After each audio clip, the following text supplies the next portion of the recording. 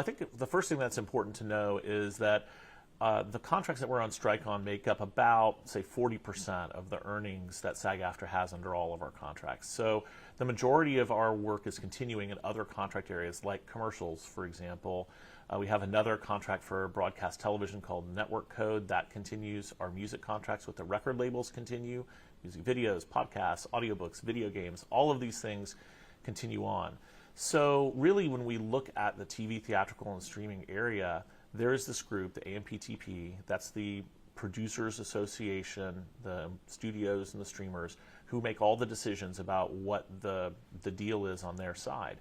And then there's a whole bunch of independent producers who aren't part of that group, who don't have any say in that group. They don't get to be part of the negotiations.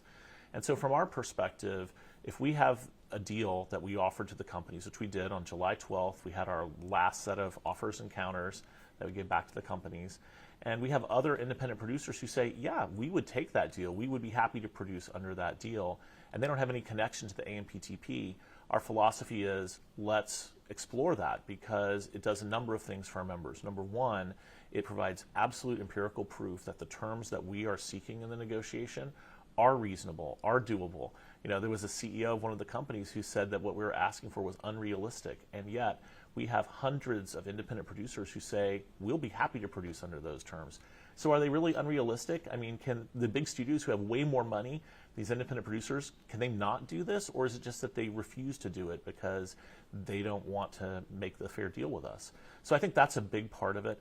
It's also the fact that you know, being able to allow these companies that have no involvement directly in this dispute to participate in this, you know, and be able to continue their production. It provides opportunities for crew members to work. It helps relieve some of the pressure there. Obviously, some of our members get to work. And, you know, I do understand that some members feel like it creates a confusing message, or that it makes it not as clear of a line. But in our world, in the world of actors compose their income usually from a variety of different types of work. This is not something that's unusual for actors.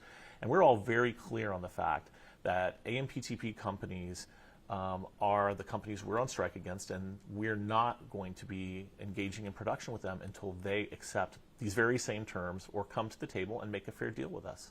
So that's the strategy our negotiating committee believes very firmly in. I support that strategy. I think they're right to believe very firmly in it.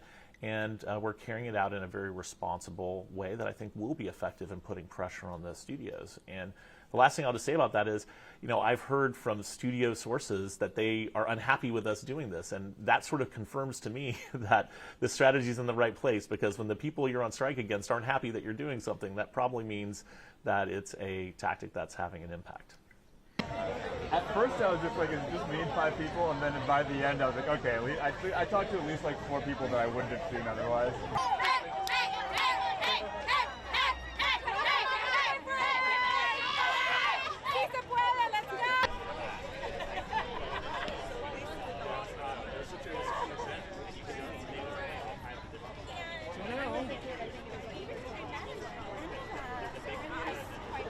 I mean, obviously it's a concern, but really what we're focused on is the production side. And so if there's any AMPTP connection to the production, whether it's financing, whether there's control over the production entity, whether they own the intellectual property in these projects, any of those things will rule that out.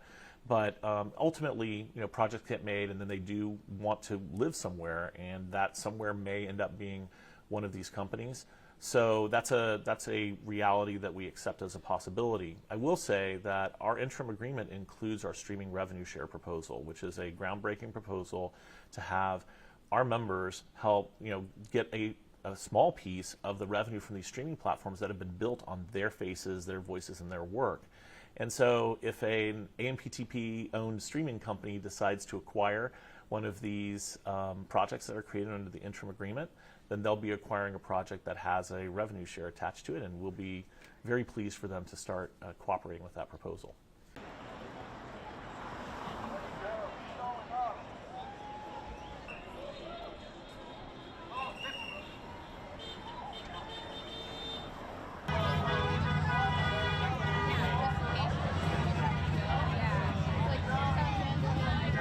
I I think that the WGA has maybe a different philosophy about interim agreements. They haven't chosen to issue interim agreements in this round of bargaining. I won't try to explain their philosophy. That's really for them to say. But nonetheless, we are in regular and direct communication with them. We collaborate very closely with the WGA on our picket lines and on every aspect of these strikes and the negotiations. So we consider them a close ally and a close partner in this process. But of course, the needs of writers and the needs of actors are aligned in a lot of ways, but they also are different in a lot of ways. And so that's why we each have our own set of proposals and our own negotiations, and we just work together to support each other.